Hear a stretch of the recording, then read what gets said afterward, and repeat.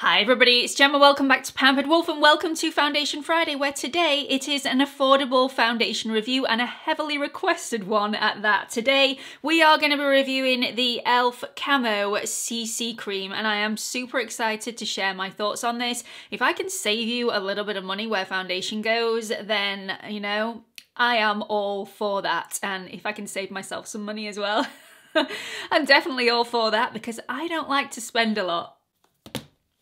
I am a proper Yorkshire girl. So let's do a little bit of bump on this and we'll get some on my face. If you are new here, hi, my name's Gemma. I upload 2 to 3 videos here on YouTube every single week and I'm also on Instagram if you fancy checking me out over there as well. It's at Pampered Wolf, all lowercase and no spaces.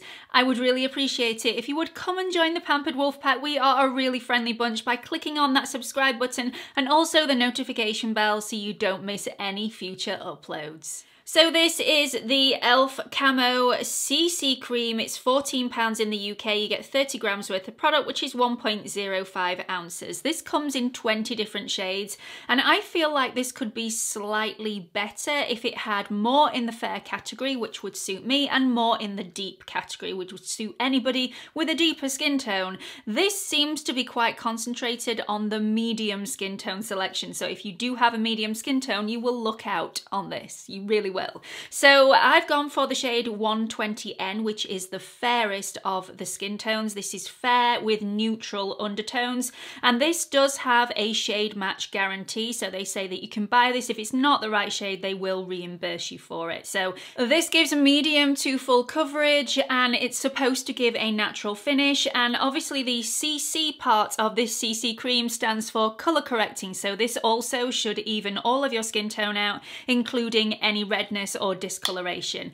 This has hyaluronic acid for any hydration, so it's supposed to be quite hydrating and plumping on the skin. This also has niacinamide to help brighten and even your skin tone over time, and it's also got peptides and collagen in to help with that plumping effect. This also has an SPF of 30 in here. You are obviously not going to get a factor 30 when this is on your skin because you're not applying enough of this.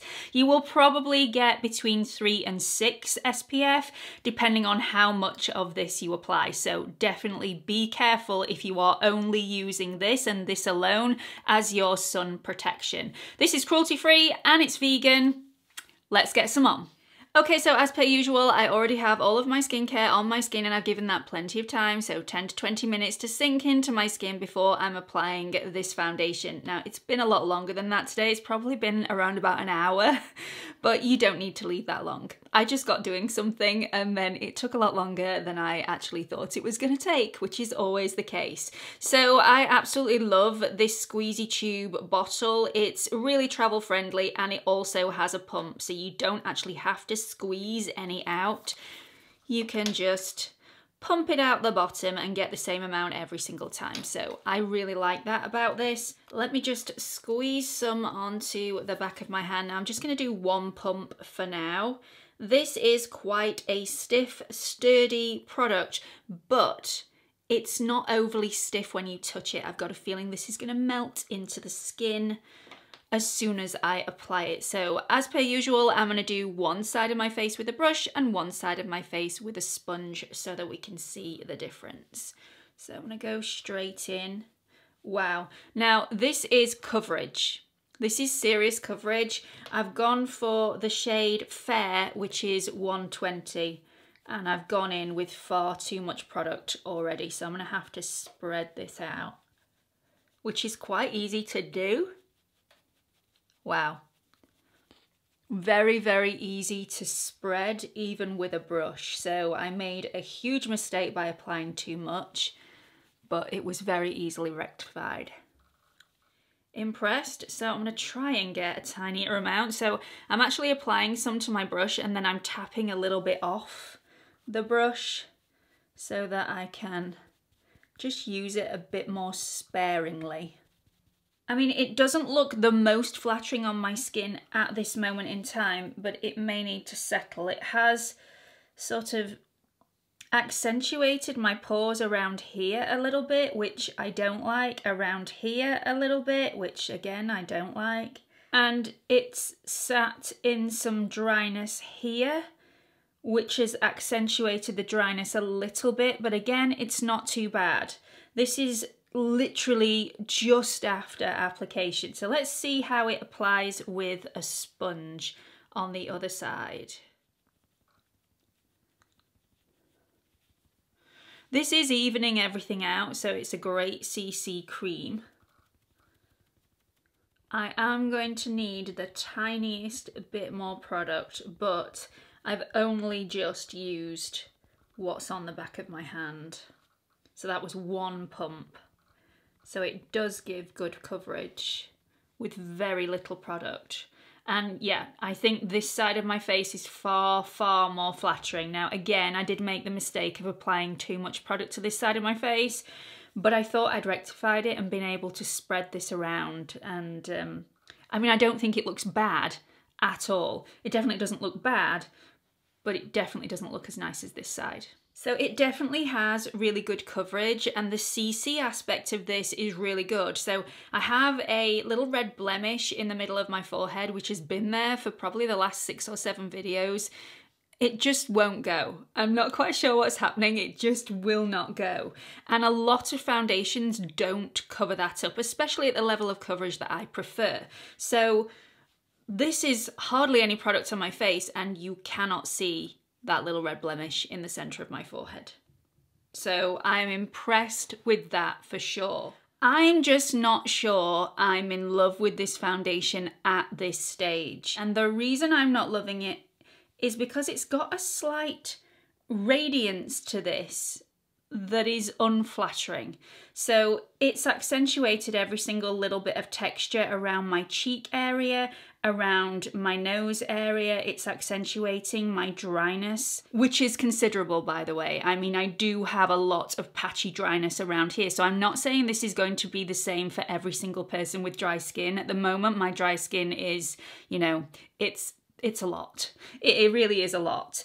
And it's not looking as flattering on my skin as I would have liked. I'm gonna go and apply the rest of my products, and I will be right back. Okay, so this is me with all of the rest of my products on. I am liking this a lot better now it's dried down, but it still does emphasize my drier areas. This foundation looked quite wet in certain areas, even where I'd hardly applied any whatsoever. So I have applied a little bit of powder just around this area here, just to dull that down a little bit because it didn't look as flattering. Also around this area here where it was emphasizing my pores a little bit because it was just a little bit too shiny, I've dulled that bit down as well, and it looks much more flattering on my skin.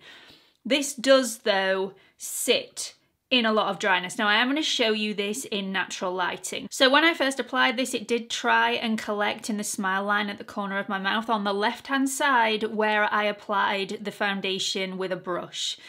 Once again, I did apply too much on that side of my face. You have to be very, very careful with this product because too much, you will definitely notice it. This is not one of those foundations that doesn't look like a foundation on your skin. I've found that on the side that I applied with a sponge, it looks much more natural. On the side that I applied with a brush, even on my forehead where I didn't apply too much, this looks a lot heavier and it actually does look like product on my skin. So my definite preferred method of application would be a sponge. So as you could easily see from the shots in natural lighting, you can definitely see every single little bit of dryness on my skin and the flakiness, which isn't the same for every single foundation, but it's definitely quite prominent after using this foundation. So although I think this gives excellent coverage, it definitely has a color correcting facility to this. It's evened out all my skin tone and it was very easy to blend into my skin. I do think there are slight flaws with this foundation that are showing up very, very early on. So I'm gonna get on with the rest of my day. This definitely isn't my favorite foundation that I've tried recently at the moment, but that could change, so I'll see you all in a bit. Welcome back to the check-in. It's been a bit of a day of disasters and this really didn't help. I've not even been out of the house and disaster seems to follow me around. So there's lots of things that have gone wrong today, and yeah, this whole situation has not helped. So my opinion really hasn't changed from earlier on. I didn't really like this when I first applied it, which is very unusual for me. Very unusual. Usually I'm in love with a foundation when I first apply it because it's fresh and it's beautiful. Not today. And it's really got worse throughout the day. So let me show you this in natural lighting. I hardly have any of this left on my face, and what I have on is cakey and nasty, and even though it's cakey and oily looking, it still looks dry. How is that even possible? My pores look large, every bit of texture looks more emphasized. It's very, very glowy. I mean, this has just slipped off my face and I have seriously dry skin. I've got nothing left on my chin. It looks cakey around my nose, in between my brows. It's just not nice. Now, I really, really wanted to like this because it's affordable, but believe me, I have had so many more affordable foundations on my face that I have liked more than this one.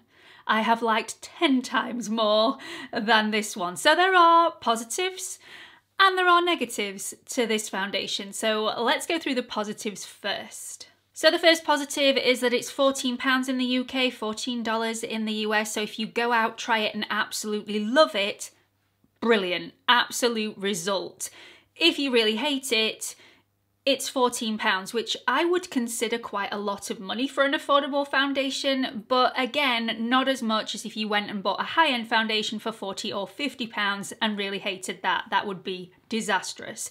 So that's a positive. It's £14. The other positives are that it really does cover redness, it's great at covering discoloration, and it's a really nice foundation to apply. It blends really well, it smooths really well, it's quite quick to apply, especially on the side that I applied with a sponge.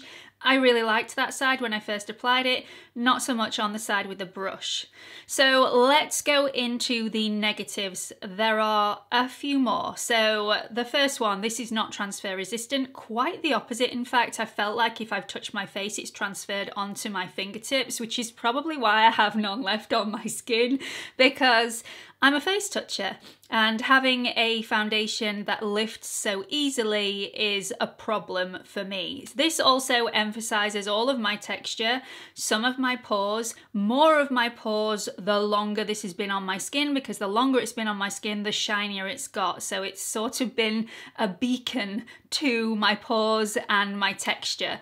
Also, this has sat in my dryness and emphasized all my dryness. My dryness looks 10 times worse in this foundation than it does in other foundations, and this has gone quite patchy on my skin. So they are the negatives as far as I'm concerned, but this won't happen to absolutely everybody. I'm sure that so many people will love this, and I'm probably in the minority because I've seen lots of different reviews of this and very few are negative. So please bear that in mind when you're listening to my opinion. I can only give you my thoughts and experiences with this.